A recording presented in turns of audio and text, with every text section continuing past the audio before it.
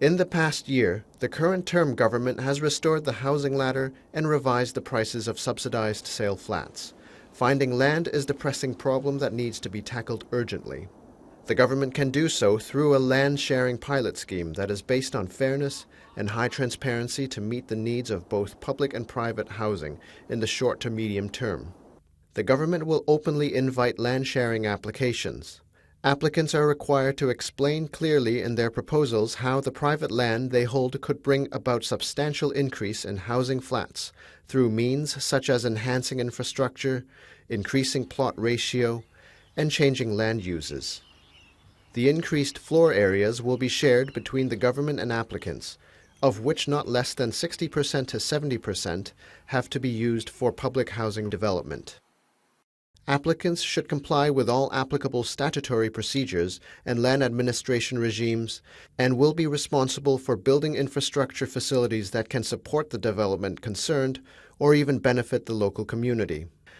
The application mechanism must be fair, open, and transparent, allowing participation by all eligible private landowners. A set of transparent criteria and procedures must also be put in place for processing applications and selecting suitable projects. Mrs. Lam hopes the pilot scheme can be introduced next year after making reference to the final report of the Task Force on Land Supply. Developing brownfield sites has always been a key part of the government's land supply strategy. The government expects to complete within this year 2 studies on brownfield operations to formulate relevant policy strategies and implementation measures. The government has also decided to reactivate the revitalization scheme for industrial buildings. The scheme has been expanded to include wholesale conversion of industrial buildings for transitional housing use.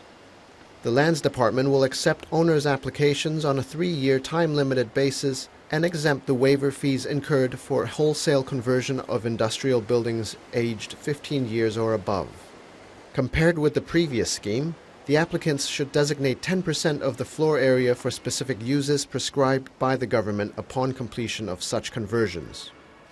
The government will allow revitalization of industrial buildings to provide transitional housing and will exercise flexibility in the application of planning and building design requirements.